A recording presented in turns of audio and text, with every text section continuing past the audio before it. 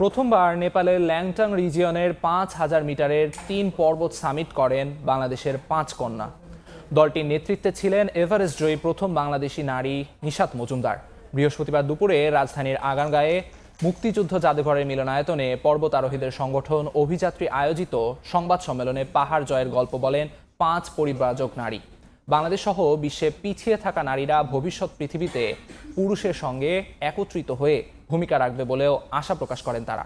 এর আগে গত বছরের ২১ ডিসেম্বর ইউনেস্কো, মুক্তিযুদ্ধ জাদুঘর ও আন্তর্জাতিক পেমেন্ট টেকনোলজি ব্র্যান্ড মাস্টার কার্ডের সহযোগিতায় বেগম রোকেয়া লাখো সুলতানার গল্প অবলম্বনে ব্যতিক্রমী উদ্যোগে অংশ নেন নেপালে যান ৫ নারী।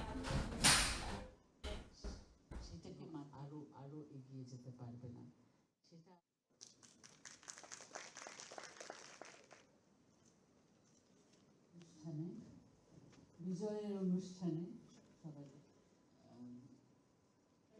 আমরা একটা জয় করেছি, আমরা সুস্থভাবে। একটা খবর আমি দিতে চাই যে এই সময় এসে দাঁড়িয়ে অলরেডি এন্ডোর্স এবং ইউনেস্কো সদর দপ্তরের সাথে একজন নারীবাদী হিসেবে তো উনি শুভেচ্ছা জানিয়েছেন আপনাদের সবাইকে।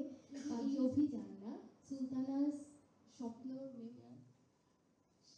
সেটাকে আরো সুলতানারা সবসময় স্বপ্ন দেখে, এক একজন এক একভাবে। কেউ পাহাড় নিয়ে, কেউ সমুদ্র নিয়ে, কেউ সমুদ্রের তলদেশে থাকতে পছন্দ করে, কেউ আবার পাহাড়ে উঠে নিজের দেশের পতাকাটাকে উড়াতে চায়। 5টা মেয়েকে একা একা ছেড়ে দিলেন, মানে ওই টিমের যারা বড়রা ছিল, মানে 5টা মেয়ে একা একা। এটা খুব মজা ছিল যে কোনো ছেলে যায়নি দেখে সেখানে মেয়েরা একা একা হয়ে গেছে। একটা মেয়ে বলে যে আমি পারি যে কোনো কাজ করতে, এই ইন্সপিরেশনটা আসলে খুব জরুরি। আর এই অভিযানটা আমার কাছে সারা জীবন স্মরণীয় হয়ে থাকবে।